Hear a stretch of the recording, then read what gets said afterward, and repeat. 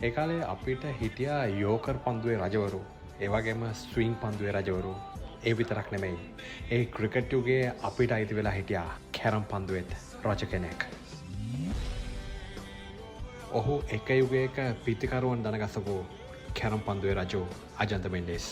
මේ ඔබ දකින්නේ රිකී පොන්ටින් කියන ඒ ලෙජෙන්ඩරි ක්‍රිකටර්ගේ කඩුල දවාගත්ත අජන්ත මෙන්ඩිස්.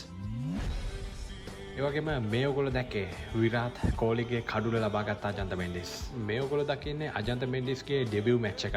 ඉතින් එදා ප්‍රබල වෙස්ට් ඉන්ඩීස් කණ්ඩායමට නොහැකි වුණා මොහුව හරි හැටි කියවා ගන්නට. ඒ පළවෙනි ජාත්‍යන්තර එක්දින තරගයේදීම ඔහු සමත් වෙනවා කඩුළු 3ක් ලබා ගන්නට.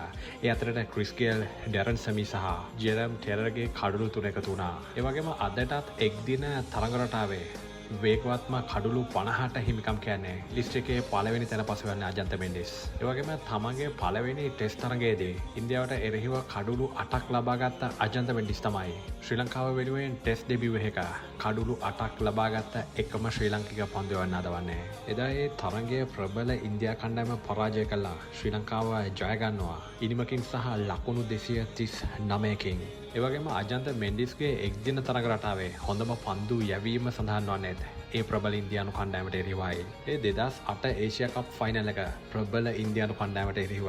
ඉතින් එදා අජන්ත මෙන්ඩිස් සමත් වුණා ලකුණු 13ට කඩුළු 6ක් ලබාගෙන ඉන්දියානු කණ්ඩායම අන්ත අසරණ කළා. ශ්‍රී ලංකා කණ්ඩායමට තමන්ගේ 4 වන ආසියානු කුසලානයක් ජයග්‍රහණය කළා දීලා මේ සීරීස් එකේම තමන් තරගාවලියේ වීරයා බවට පත්වන්නට. 2008 ඉඳලා 2015 වෙනකන් කෙටි කාලයක් ක්‍රීඩා කරපු අජන්ත මෙන්ඩිස් එහිදී ටෙස්ට් තරඟ 19කදී කඩුළු 70කුත්, ODI තරඟ 87කදී කඩුළු 152කුත්, T20 තරඟ 39කදී කඩුළු 66කුත් ලබාගෙන ශ්‍රී ලංකා ක්‍රිකට් කියන ඒ බ්‍රෑන්ඩ් නේම් එක තව තවත් ශක්තිමත් කරන්නට සමත් වුණා. වචනයේ පරිසමාප්තාර්ථයෙන්ම මිස්ට්‍රි ස්පිනර් කෙනෙක් වෙච්ච අජන්ත මෙන්ඩිස් ක්‍රීඩා කළේ ක්‍රිකට් ක්‍රීඩාවේ ස්වර්ණමය යුගයක ඒ ලෙජෙන්ඩරි පිතිකරුවන්ට එරෙහිව.